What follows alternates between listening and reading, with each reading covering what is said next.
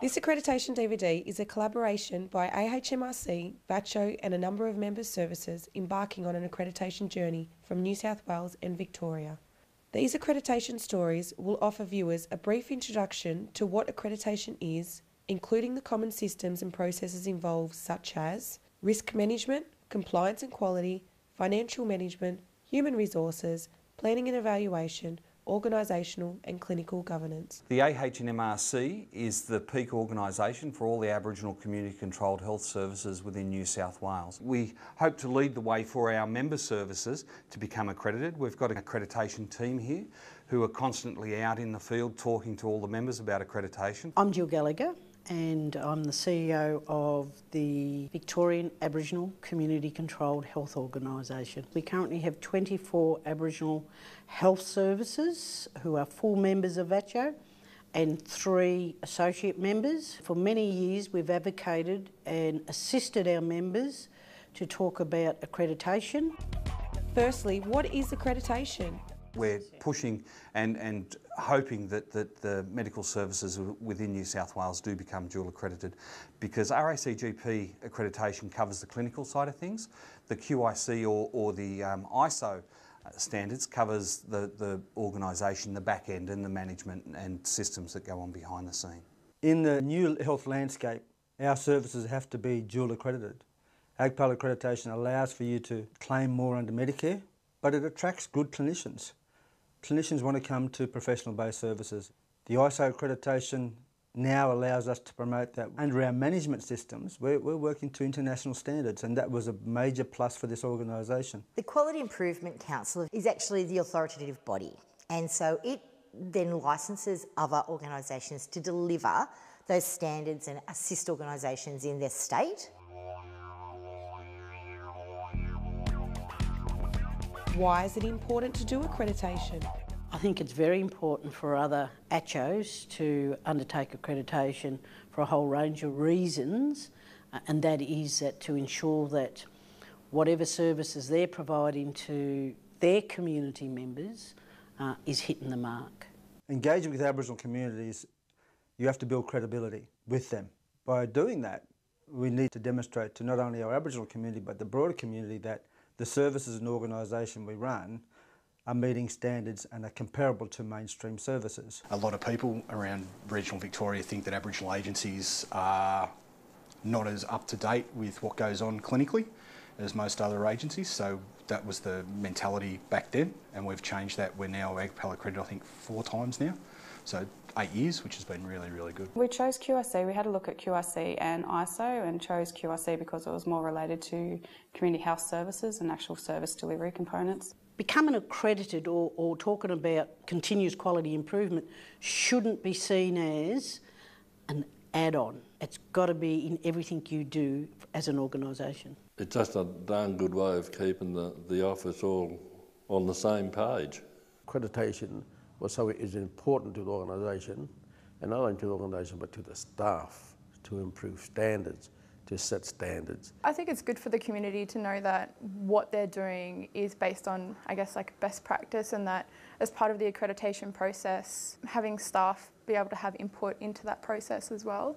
I think that's critical. Being clinically accredited allows you to apply for extra Medicare benefits through the practice incentive and service incentive programs. By being able to claim PIP and SIP payments, it brings in more income into your service, which allows you then to use that money to provide other programs to your community. There's definitely pluses from a recruitment point of view for GPs, seeing that we're duly accredited, knowing that we've gone through these set of standards and we've met them. It just improves our service delivery to the mob, and also builds the capacity of the worker on where they want to go and how they want to deliver their service. It's encouraged, well, enabled Aboriginal staff from this community to work here, and for community members to access Aboriginal people for their health needs. We felt it was really important that we brought community along for the journey of accreditation, and we really needed to advise what accreditation was. A lot of community thought it was in regards to us receiving funding. In some cases now it is linked to funding, but back then it was really around ensuring that we provide a quality service to our community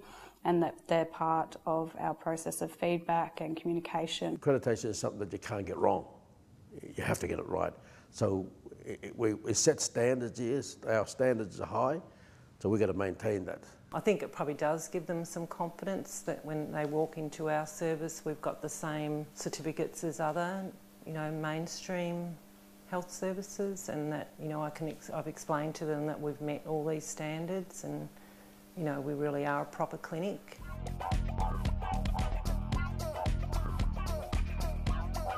So what is involved when doing accreditation? You need a driver of the process within the organisation, otherwise it'll just fall off the tracks. You need the organisation from the top to the bottom to be involved. Well, once you go through accreditation and you've put all those structures in place, like your clinical audits, file audits, everything, the improvements are there because you're doing those audits every month and you're picking up issues that you can fix on the spot. So you're not waiting for that 3-year cycle to come around, and then you've got 3 years worth of stuff that you've got to try and fix. It's the day in the life of your organisation. Don't get frightened. This isn't someone coming in to, close you down because you don't have a sign next to a door. It's about improving the processes, working with and for your community, and working with your staff to make it the best service possible. I think by having the clinical accreditation prior to getting the QMS accreditation, it just meant that the policies, procedures, processes were all in place, and it was just a matter of adapting them to fit in with the journal for QMS. It just comes down to constant internal audits of all your processes, specifically in regards to management processes. It's just really double checking and making sure that we do everything by the policy and procedure manual, and we do have everything put in place. And because we all really pitched in and we all shared the roles in accreditation, so the workload really wasn't that much more, and it was very cruisy, and I've got a fantastic work team, so it makes life a lot easier. The process was they came out here and did a tour around first up. We got there, just sort of saw the physical, side of things, and then we set them up in a room, and I had everything laid out ready for them to look at. And they went through everything, and then we did interviews after that. We understood to meet those standards that we had to further develop an enormous amount of policies. Businesses have their own policies and that in place. They may not be written down, but they're definitely there. So we had to sit down and scribe them down, and then it went from there to make sure that what we'd written down was the policies were correct. It's sitting the staff down to say, what do you do, and show me how you do it, and have you thought of a way to improve it? We got someone to come in and give us a dressing down on that, how we go about it, and we did a role play on it, because the staff were fearful. I was fearful too, because I've never been through it before.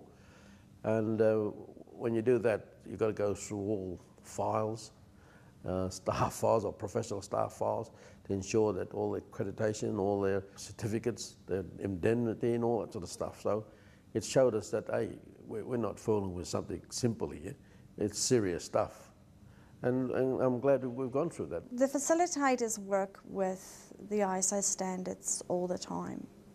And sometimes I found it really difficult to understand when they use the terminology that's used in the standard. It's not that easily understandable. You have to have that open communication with your facilitator and say, listen, explain it to me in plain English. The best thing in the world was the interpretive guide. The interpretive guide is written in plain language, and it's an interpretive guide for ACCHO, and also there's one for QIC. And it's plain language book, written for me and you, and it's really easy. It gives you examples. It says, this is the AMS ABC, and this is standard 1, and this is how you get your evidence. So it's basically a join the dot book, and it's fantastic. I think the course that we did at the start put the human element into it. We're not the bad guys coming in to shoot you down or anything. We're here to help. We used the self-assessment tool that ACCHO put out, and that was really good. I find that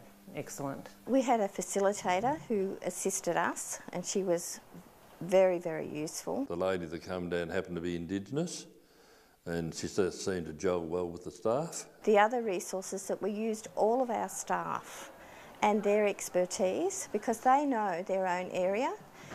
So all staff were involved in the process, and I think that's the greatest resource that you can have.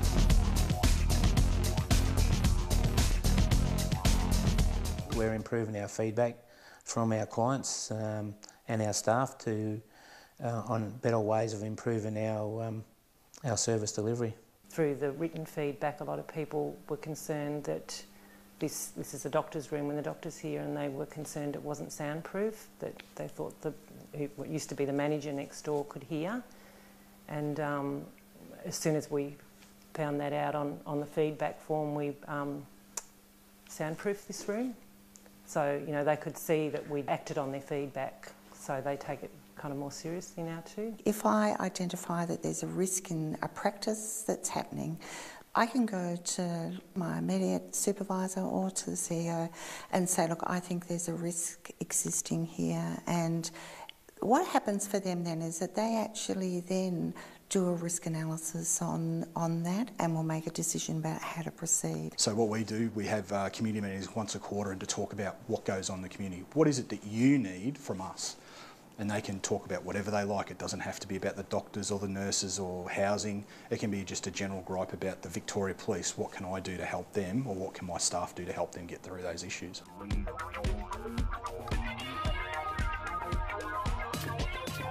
Let's hear what some of the challenges are. It was frightening because we didn't know what accreditation was about. It was a fairly lengthy and up and down process, so it wasn't all smooth.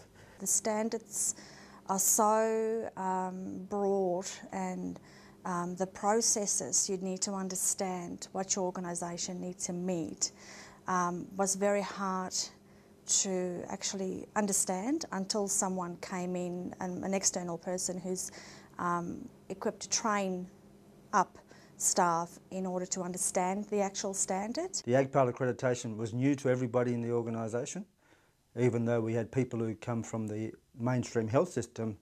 Doing ACCHO accreditation was not familiar to them, so it was a learning experience for our team. Because we had nothing in place at the time, we had to create all our policies, procedures, make sure we had everything in place along the clinic lines, so it was a really big task. I was reception at the time, and trying to do that as well as all this extra workload by doing the quality journal for the accreditation was a bit time consuming, so I had to really prioritise and time management skills. I guess being an Aboriginal medical service, you're completely different to a general practice, and things needed to be a little bit more flexible. It's always a bit of a nerve-wracking thing when you hear the orders are coming. The initial accreditation, well, I just didn't have a clue, didn't understand it, didn't know what we were doing it for. We didn't think it was probably the best process for an organisation. We were quite a small organisation, but because we got an independent person in, they kind of developed everything but didn't really bring the staff along for the journey. So the next time round, which was our second round 3 years ago, we had to really start from scratch again. I think the community still don't understand a lot about accreditation, because I don't think you can until you do it yourself. I think it's a really hard thing to get your head around. Some people can get buried in the paperwork. It's a bit like the emails. People don't want to walk away from the email. You really want to try and continue the services getting on the ground. It's not an easy road. It's certainly not an easy road, but it's a beneficial road. I see that it highlights things that are working well, but it also highlights things that aren't working well. It's going to be a day in the life, so it means that if something goes wrong on the day, you have an emergency. You have, 15 people turn up in crisis. One of the toilets busts. It's okay. And, there's things that go wrong. What they want to know is, have you got the processes to fix that? Have you got the process to deal with it? So, in fact, if something goes wrong and you fix it, so the toilet breaks and you call a plumber and you put a sign on it, you're going to get a big tick. While doing the accreditation, I actually went on maternity leave, so that halted it a bit. So that had to extend our time frame of getting the accreditation done. It's certainly a problem within any organisation in and around staff turnover, because once you have staff turnover you lose a bit of the drive. But if you can maintain staff turnover or maintain a team to drive the process, That way, if one person falls off or one person leaves or they're off sick, the process is still going to turn over. How does accreditation improve your business, and why is it important to have good governance? Our community has complete faith in whether they see the Aboriginal health worker, the nurse or the doctor. They know that every one of those people are trained, are professionals and deliver quality care. It gives me a frame in which to do my job and do it to the best of my ability, and it gives us a benchmark by which they can gauge my performance. Some people will stay in an old way. The process of informing people about the processes really helped change a lot of the people who didn't want to change. Continuous quality improvement is really vital to the survival of this organisation. It's a professional outlook now, it's a professional organisation. It's not just another co-op. Just making sure that we're improving or managing their illness so that they get a better quality of life. Staff's really proud. They stand tall when they know that the services we provide here are of the best quality. It's international standards as implemented in this organisation. Being accredited now, it gave us an opportunity to become a accredited training post, and we've achieved that through Valley to Coast GP training. It's challenging, and I think in this role we need challenges, because challenges make you feel better. And if you get it right, it's even much more better. And it's doesn't only benefit you, it benefits the staff, it's benefit the organisation, and it's benefit our client along with our community. Being the only Aboriginal organisation that deals with health in this area, you wanted to be on par with the mainstream services and know that your community were achieving and getting high quality of care just like everybody else. And by getting the accreditation, it was proving to the community that we're just as good as everybody else.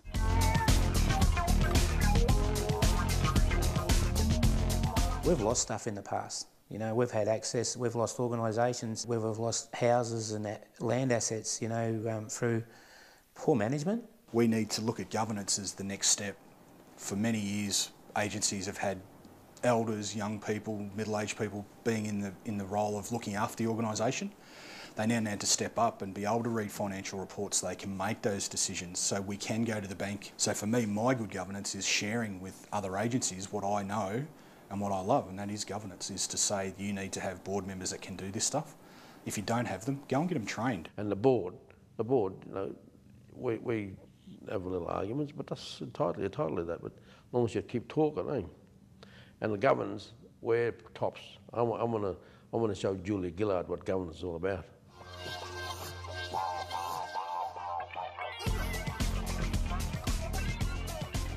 What is quality? Continuous quality improvement is basically all about how we do business, can we do it better, and asking our clients or our customers, so to speak, are we doing a good job, and receiving that feedback so we can continually improve. Quality for me is professionalism. If you've got the quality workers and you've got quality systems, you're a more professional organisation. I think it puts the Aboriginal community controlled sector in the same league, if not better, to deliver culturally appropriate services to Aboriginal communities. I think it's having everything up to scratch, like doing the best we can do with the best knowledge and equipment that we've got. I just see that we're improving all the time with ourselves as Aboriginal people, as we grow as senior health workers. Ensuring that whatever services or products that we're delivering is hitting the mark.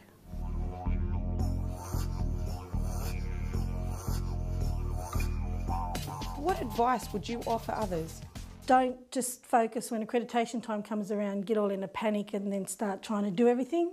If you keep improving as you're going through that 3-year period, when the process comes along, it's just part and parcel of what you do. Get into it, have a go at it. All you can do is improve. Give yourself time. Don't give yourself 2-3 months. Give yourself a good 12 months to do that. Ensure that it's not just a particular person doing it, that the whole organisation's involved. You must look at it positive, and if you can do this audit course at the start, it's a must to let the staff know what's involved. The last accreditation workshop that VACCHO put on, was just so helpful. And like, it was only a small group, so you were able to ask questions about, no matter how stupid it was. Don't see it as a test or an exam. It's not like that. It's around them coming in and looking at how deadly you guys are. To have ISO 9001 accreditation and have that on your letterhead and have that on your business cards, outside agencies, including government, actually look at you as an organisation in a different light. People will support us if we are a professional outfit, and those two accreditation allows us to be at the level where people want to come and work for us. We have credibility within the mainstream systems, and more importantly, we have credibility with our own Aboriginal community. Dual accreditation, with everything that comes with it, shows to the mainstream community that we can do it, that we have the same badges as they do on their walls when they walk in, that they're going to get the same treatment as they do if they go to a mainstream agency. But when they come to us, they're going to get that community feel. They're going to get that loving, friendly organisation that's going to look after them holistically. They're not just going to get in, get a Band-Aid, walk out or get their medication. They're actually going to get someone asking them about their health, about family and how they're doing. So it makes us a better organisation as a whole. For further information and details about accreditation systems and processes, as well as support available, please contact your local affiliate.